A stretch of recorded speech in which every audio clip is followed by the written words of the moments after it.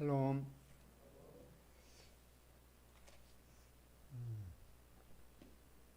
오늘 참석하신 분들은 대부분 뭐 고향을 미리 방문을 하셨던 분도 계시고 아니면 여기 수원 인근이 또 고향이지 않나 그런 생각이 듭니다.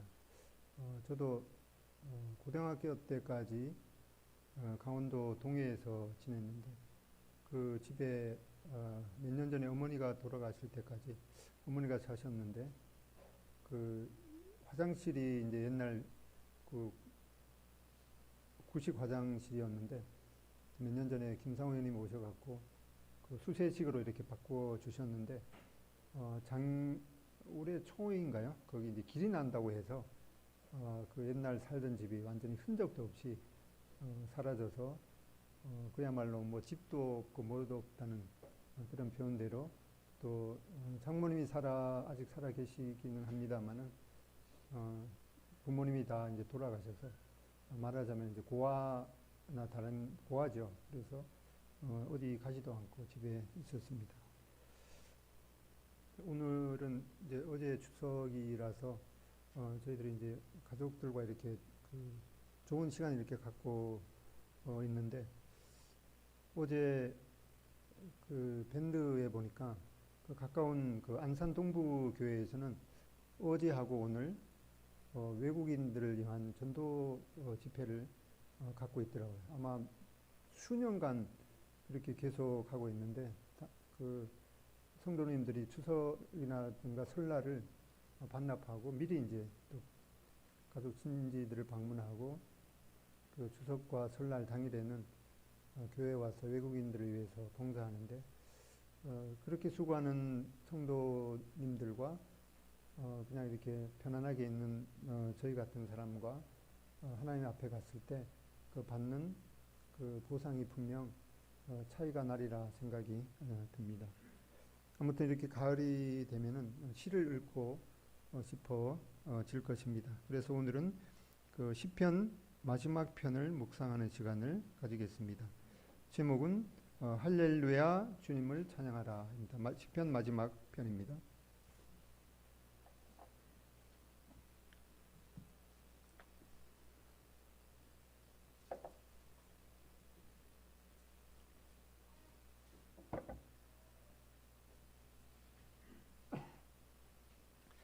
준비되셨으면 다 같이 읽겠습니다. 시작. 할렐루야 그의 성소에서 하나님을 찬양하며 그의 권능의 궁창에서 그를 찬양할지어다. 그의 능하신 행동을 찬양하며 그의 지극히 위대하심을 따라 찬양할지어다. 나팔 소리로 찬양하며 비파와 수금으로 찬양할지어다. 소고치며 춤추어 찬양하며 현악과 퉁소로 찬양할지어다. 큰 소리 나는 제금으로 찬양하며 높은 소리 나는 제금으로 찬양할지어다. 호흡이 있는 자마다 여호와를 찬양할지어다. 할렐루야. 우리가 이 본문을 읽었는데 퀴즈를 하나 내겠습니다. 여기 본문에 할렐루야가 몇 번 나오겠습니까? 뭐 얼핏 보면은 처음에 할렐루야 이렇게 나오고 끝에 할렐루야 이렇게 나오기 때문에 두 번 나오는 걸 이렇게 보게 되겠는데 원래 할렐루야라는 그 용어는 할렐루 하면은 찬양하라입니다. 그 다음에 야가 붙으면은 야훼 여호와의 약자입니다. 그래서 여기 보면 할렐루야 하면은 여호와를 찬양하라. 그 다음에 할렐루엘 하면은 하나님을 찬양하라.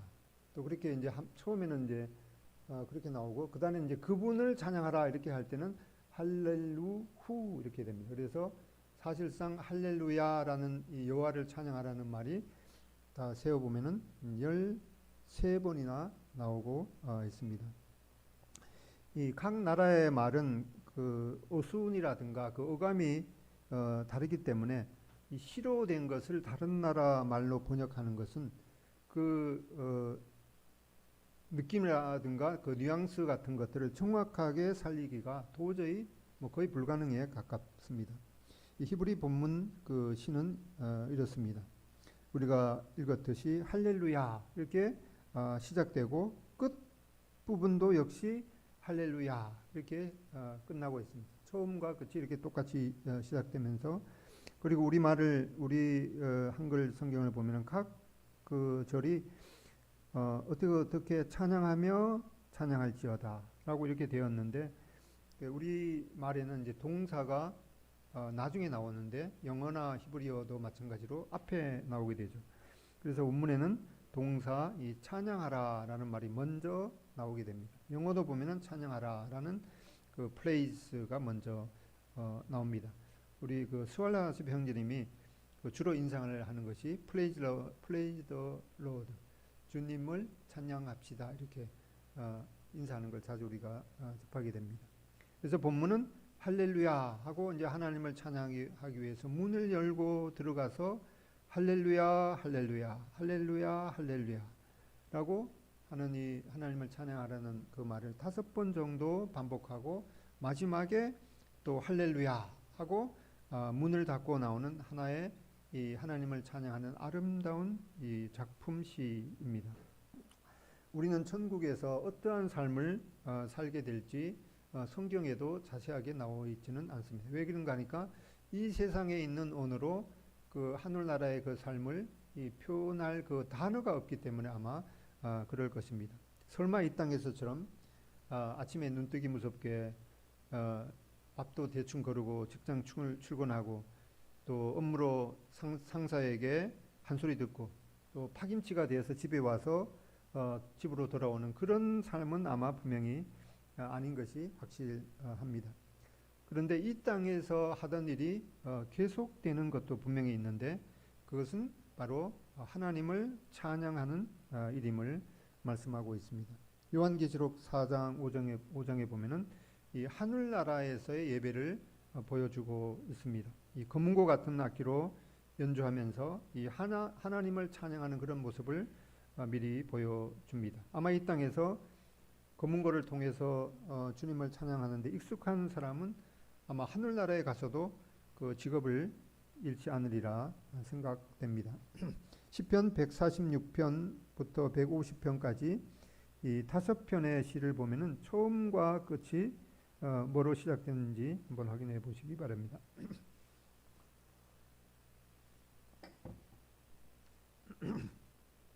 이 마지막 시편 이 5편은 이 처음과 끝이 동일하게 할렐루야 이렇게 시작하고 할렐루야로 끝맺고 있습니다.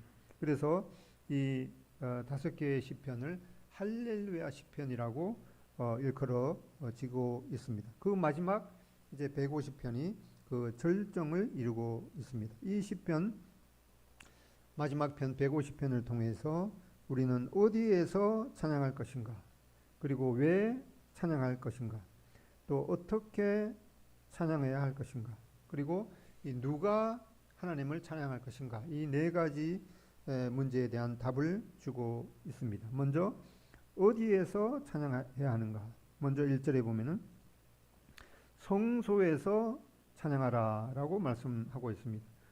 우리는 어디에 있든 주님을 찬양할 수 있을 것입니다. 그런데 시편 기자는 이 150편을 통해서 먼저 성소에서 주님을 찬양하라 라고 명령하고 있습니다. 왜인가 하니까 이 성소는 주님이 자신을 특별히 계시하신 곳이기 때문입니다. 하나님은 어디에나 계시지만 그 하나님은 이 사람과 교통하는 특별한 장소로 이 성소에 임하시겠다고 말씀하셨습니다. 그러므로 그곳 이 성소에서 하나님을 찬양하는 것이 마땅할 것입니다. 지금도 주님께서는 이 어디에나 계시지만은 특별히 또 2-3사람이 하나님의 이름으로 모이는 곳에 그곳에 함께 계시겠다고 약속하셨습니다. 그래서 우리는 우리 가운데 임재하시는 그 하나님을 찬양하는 것은 참으로 놀라운 특권이 아닐 수가 없습니다. 몇 해 전에 그 중국에 갔을 때 그곳에서는 이 큰 소리로 찬양할 수가 없습니다. 그리고 많은 사람이 모여서 찬양하기도 힘들죠. 왜인가 하니까 너무 큰 소리로 찬양하다가는 그 소리가 바깥으로 새 나가서 이 공안에게 발각될 수가 있기 때문에 이 조심조심해서 찬양할 수밖에 없었습니다. 그런데 비해서 우리는 이렇게 큰 소리로 마음껏 이 찬양할 수 있는 그 자유가 얼마나 감사한지 모르겠습니다. 이렇게 이 성소에서 주님을 찬양하라고 말씀하고, 이제는 이어서 이 성소뿐만 아니라 이 권능의 궁창에서 찬양하라라고 말씀하고 있습니다. 하나님은 이 땅에 있는 이 성소에서만 울리는 그냥 그러한 찬양 소리에 이 만족하실 수가 없으십니다. 그래서 이 권능의 궁창, 즉 하늘에서도 찬양 소리가 울려 퍼지기를 기대하십니다. 이는 아마 하늘의 천사와 또 해와 달 그리고 모든 만물이 하나님을 찬양하는 것에 동참하도록 초청하시는 것일 수가 있습니다. 앞에 할렐루야 시편 중에서 148편을 보면은 148편 1절 할렐루야 하늘에서 여호와를 찬양하며 높은 데서 그를 찬양할지어다. 그의 모든 천사여 찬양하며 모든 군대여 그를 찬양할지어다. 해와 달아 그를 찬양하며 밝은 별들아 다 그를 찬양할지어다. 하늘의 하늘도 그를 찬양하며 하늘 위에 있는 물들도 그를 찬양할지어다. 그것들이 여호와의 이름을 찬양함은 그가 명령하심으로 지음을 받았음이로다. 여기 우리가 읽었듯이 하늘에 있는 모든 천사, 또 하늘에 있는 해와 달과 또 모든 별들, 심지어 하늘 위에 있는 이 물들에게도 하나님을 찬양하도록 초청하고 계십니다. 누가 하나님을 찬양하는데 빠질 수가 있겠습니까? 어제 그 보름달이었죠. 못 보신 분은 참 서운하게 되었습니다. 오늘은 아마 날씨가 어떨지 모르겠는데 오늘은 약간 아마 기울어진 그런 달이겠죠. 항상 있는 그런 이 달이지만은 특별히 이렇게 풍성한 가을을 맞으면서 떠오르는 그 보름달은 우리에게 또 하나님께 대한 더 큰 감사의 마음을 갖게 합니다. 그러한 그 달을 보면서 이 시편 이 148편이라든가 특히 오늘 살펴보게 되는 이 150편을 묵상하는 그런 시간을 가지면 참 좋을 것입니다. 이렇게 성소에서 하나님을 찬양할 뿐만 아니라 이 하늘에서도 하늘의 성소에서도 주님을 찬양함이 마땅할 것입니다. 그 다음에 두 번째 그 답을 주는 것은 왜 찬양해야 하는지에 대한 답을 주고 있습니다. 2절에 보면은 하나님의 능하신 행동과 위대하심을 인해서 그분을 찬양해야 된다고 말씀하고 있습니다. 하나님은 사람이 할 수 없는 그런 이 아주 놀라운 그 능력을 행하시는 그런 분이십니다. 7살짜리 어린애가 이렇게 중얼거리는 소리를 들었습니다. 사람은 자동차를 만들 수 있지만 우주는 만들 수 없어. 그리고 겨울이 되면 이 아름다운 색깔은 다 어디로 갔다가 봄이 되면 나타나는 거야. 또 어디서 지구가 태양을 돈다는 그런 얘기를 들었는데 왜 우리는 느낄 수가 없지? 그렇게 중얼거리더라고요. 누가 이 숙시원하게 답변할 그런 저에게도 그런 속시원하게 답변해 줄 수 있는 그런 대답을 주시면 좋겠습니다. 욥기 38장에 보면은 하나님께서도 욥에게 이런 질문을 하십니다. 욥기 38장 중에는 38장을 보면은 하나님께서 욥에게 나타나셔서 하나님이 행하신 놀라운 일들을 너가 깨달을 수 있느냐라고 질문하고 있습니다. 그 가운데 이제 28절에 보면은 비에게 아비가 있느냐? 이슬방울은 누가 낳았느냐? 얼음은 누구의 태에서 났느냐? 공중의 서리는 누가 낳았느냐? 30절 물은 돌같이 굳어지고 깊은 바다의 수면은 얼어붙느니라. 우리가 매일 먹고 있는 그런 이 물이 특별히 온도가 내려가면은 돌같이 굳어지고 이 바다의 그 수면, 이 표면이 얼어붙는다고 말씀하고 있습니다. 이 물의 성질은 정말 독특합니다. 물이 평상시에는 액체로 있다가 온도가 내려가면은 고체 상태인 그 얼음으로 변하는데 이때 다른 물질과는 다르게 물이 얼게 되면 부피가 늘어나게 됩니다. 부피가 늘어나게 되면 어떠한 상황이 발생하는가 하니까 보통 딱딱한 것이 물에 가라앉는 것이 마땅하죠. 그런데 이 얼음은 이 동일한 그 무게에 비해서 이제 부피가 늘어나기 때문에 딱딱해도 물 위에 뜨게 됩니다. 만약에 이 얼음이 물 위에 뜨지 않고 보통 다른 물질처럼 가라앉게 된다면은 물속에 있는 모든 고기들이 얼어 죽게 되는 그런 이 상황인데, 하나님께서는 물속에 있는 그런 그 고기의 생명도 돌보셔야 하기 때문에 이 물의 성질을 특별하게 이렇게 만드셔서 물이 얼어서 고체가 되면은 부피가 늘어나서 더 그 가볍게 되어서 물 위에 뜨도록 하나님께서 이렇게 지혜를 쓰셨습니다. 그분의 위대하심은 이렇게 이 모든 만물의 창조를 통해서 뿐만 아니라 또 우리에게 이 구원과 용서와 치유를 베푸셨습니다. 다른 시편에 보면은 여호와여 주의 귀한 일을 하늘이 찬양할 것이요 주의 성실도 거룩한 자들의 모임 가운데에서 찬양하리이다. 무릇 구름 위에서 능히 여호와와 비교할 자 누구며 신들 중에서 여호와와 같은 자 누구리이까. 또 다른 시편에 여호와 우리 하나님과 같은 이가 누구리요 그는 높은 곳에 앉으셨으나 스스로 낮추사 천지를 살피시는 분이다 라고 시편 89편이나 113편에 이렇게 말씀하고 계십니다. 우리는 우리에게 행하신 여호와의 인자하심과 또 구속하심, 이 사랑하심을 인해서 그분을 찬양함이 마땅할 것입니다. 그 다음에 세 번째로 이 어떻게 찬양할 것인가. 본문의 그 3절부터 보면은 이 나팔 소리로 찬양하며 비파와 수금으로 찬양할지어다. 소고치며 춤추어 찬양하며 현악과 퉁소로 찬양할지어다.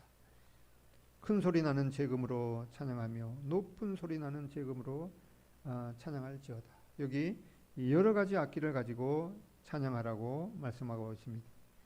저도 이 악기를 다룰 수 있는 것이 딱 하나가 있는데 하모니카입니다. 그렇게 뭐 잘 불지는 못하지만은 뭐 대부분의 그런 그 노래나 찬양을 뭐 조금은 이제 틀릴지라도 부를 수가 있습니다. 몇 해 전에는 이제 흑필이라고 일컫는 그 오카리나를 좀 배우고 싶어서 샀다가 아직 배우지 못했습니다.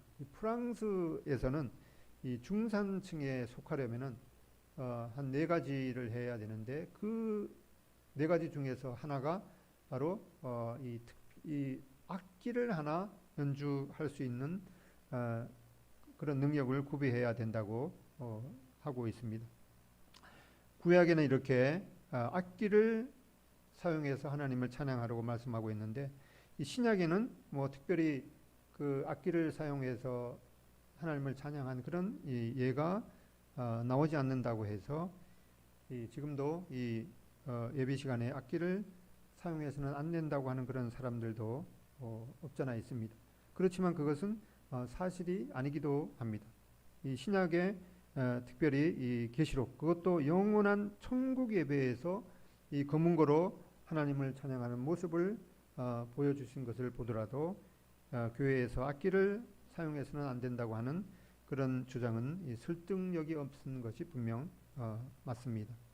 이 신약에서 이 악기를 사용한 예가 거의 없는 것은 초대 교회 시대에는 이 핍박을 받으며 이 도망 다니던 시기였기 때문에 어디 한 곳에 앉아서 이 악기로 주님을 찬양하는 그런 환경이 전혀 못 되었기 때문에 그런 예가 없는 것을 우리가 확인하게 됩니다. 이렇게 해서 아직도 교회 예배에서 악기를 거부하는 그런 그 교회도 있고, 또 어떤 이 교회는 이 오케스트라 악기를 설치해 놓은 그런 교회도 또 모임도 있습니다. 이 본문에 보면은 이 8가지 악기로 하나님을 찬양하라고 분명하게 말씀하고 있습니다. 이 나팔, 여기 악기가 8가지가 나오는데 이 첫 번째 보면은 나팔, 당신의 나팔은 이제 그 양의 그 뿔로 만든 그런 이 소파르, 양각 나팔인데 현대는 뭐 트럼펫이 될 수가 있겠습니다. 그 다음에 이 비파, 하프죠. 당시에 이 비파는 이 12줄로 된 현악기이고, 또 수금은 어떤 수금은 이 30개의 줄로 된 그런 현악기입니다. 그 다음에 등장하는 악기가 소고, 이거는 탬버린이라든가 또 작은 북을 일컬을 것입니다. 그 다음에 현악, 이거는 현금이죠. 줄로 된 현악기. 그 다음에 퉁소, 이거는 파이프, 피리, 뭐 플룻, 뭐 이런 것이 되겠습니다. 그 다음에 재금, 이거는 이제 그 타악기 같은 걸로 이제 심벌즈 같은 것이 되겠습니다. 이렇게 여러 가지 악기로 주님을 찬양하라고 말씀하고 있습니다. 현악기, 타악기, 이 관악기가 다 동원되고 있습니다. 또한 이러한 악기를 통해서 주님을 찬양하라고 말씀할 뿐만 아니라 춤추며 주님을 찬양하라고 말씀하고 있습니다. 이 브라질의 전통 춤은 이제 삼바 춤이라고 해서 좀 이제 뭐 방정맞게 뭐 이렇게 몸을 흔드는 이제 그런 것이 있는데, 우리가 뭐 그렇게 그런 표현을 통해서 주님을 찬양하라는 것은 아마 아닐 것입니다. 세속적인 음악이나 또 춤과 구별되어서 경건하면서도 주님의 영광을 드러낼 수 있는 그런 이 춤으로 주님을 찬양하는 것은 하나님께서 또 기뻐 받으시리라고 생각되고, 또 주일학교 어린이들이 그 찬양의 율동을 통해서 하나님을 찬양하는 그런 모습은 아름다울 것입니다. 우리는 이렇게 이 악기에 대한 그런 편견을 없애는 것이 필요하겠습니다. 모든 것은 그 덕스럽게 또 경건하게 할 수 있는 그런 자세가 먼저 필요하리라고 생각이 됩니다. 연세가 많으신 분은 이 손뼉치며 또 율동하며 주님을 찬양하는 것이 왠지 모르게 방정하게 보여서 그렇게 따라하기가 아마 쉽지는 않을 것입니다. 이 수십 년을 그냥 조용하게 앉아 계시던 그런 습관을 바꾸기는 쉽지 않겠지만은, 어르신들도 손뼉치고 주님을 찬양할 때 또 혈액순환도 잘 되기 때문에 나중에 기회가 되면은 잘 따라해 보시기를 바랍니다. 그다음에 네 번째로 누가 찬양해야 하는가? 6절에 보면 이제 호흡이 있는 자마다, 또 다른 표현으로 숨 쉬는 사람마다 주님을 찬양하라고 말씀하고 있습니다.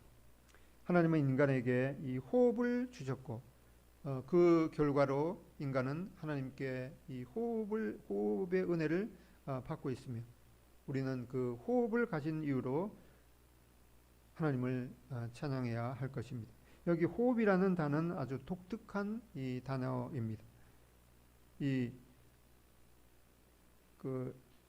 다른 똑같은 단어가 이 잠언 20장 27절에 보면은 사람의 영혼은 여호와의 등불이라 사람의 깊은 속을 살피느니라. 여기 시편 150편에 호흡이라고 쓰이는 단어가 잠언 20장 27절에는 영혼이라는 말로 똑같은 이 네샤마라는 단어가 쓰였습니다.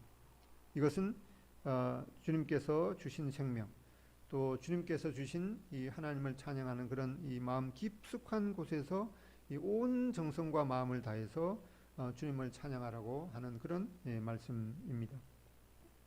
우리는 그 찬양을 당연하게 부를 수 있는 그런 즐거운 일이 있을 수도 있고, 또 찬양은 도저히 부를 수 없는 그런 괴로운 시절도 우리 생애 가운데 있을 것입니다. 야고보서 5장 13절에는 너희 중에 고난당하는 자가 있느냐? 그는 기도할 것이요. 즐거워하는 자가 있느냐? 그는 찬송할지니라. 라고 말씀하고 있습니다.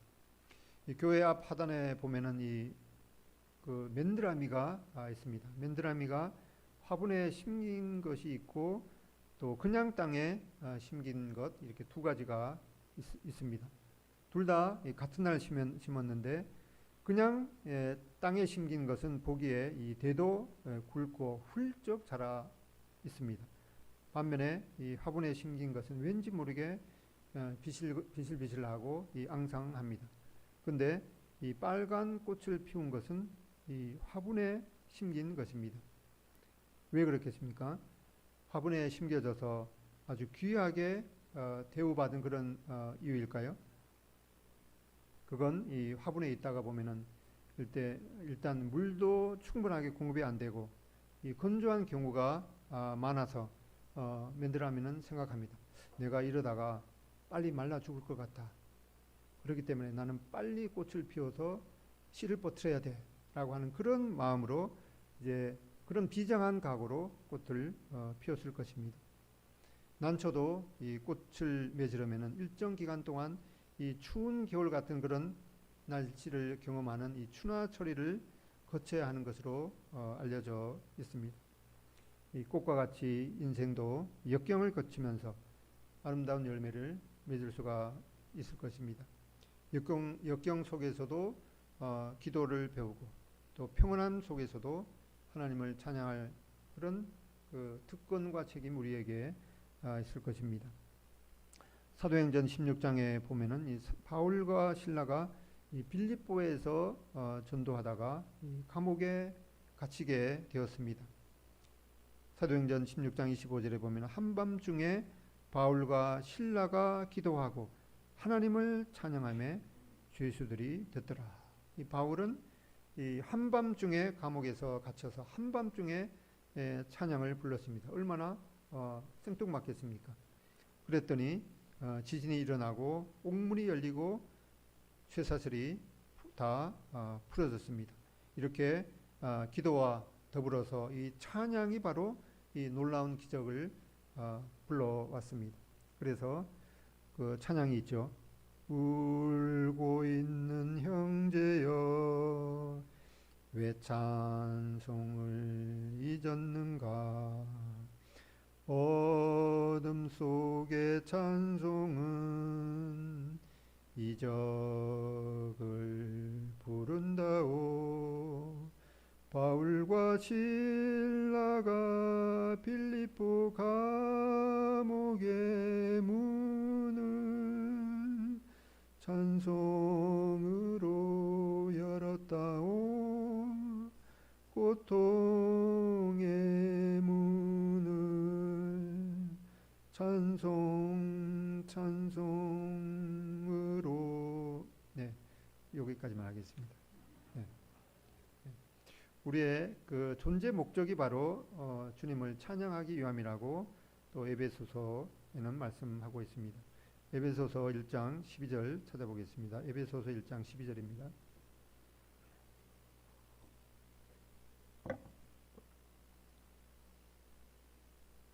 다 같이 읽겠습니다. 시작. 이는 우리가 그리스도 안에서 전부터 바라던 그의 영광의 찬송이 되게 하려 하심이라. 하나님께서 우리를 하나님의 자녀로 부르시는 것은 하나님께서 우리로 하여금 이 하나님께 찬양을 드리는 그 찬양 소리를 듣고 싶으셔서 우리를 부르셨다고 말씀하신 것을 보게 됩니다. 이제 말씀을 들었으니까 또 순종하는 것이 필요하겠습니다. 방금 우리가 살펴봤던 시편 150편을 이 찬양으로 드리겠습니다.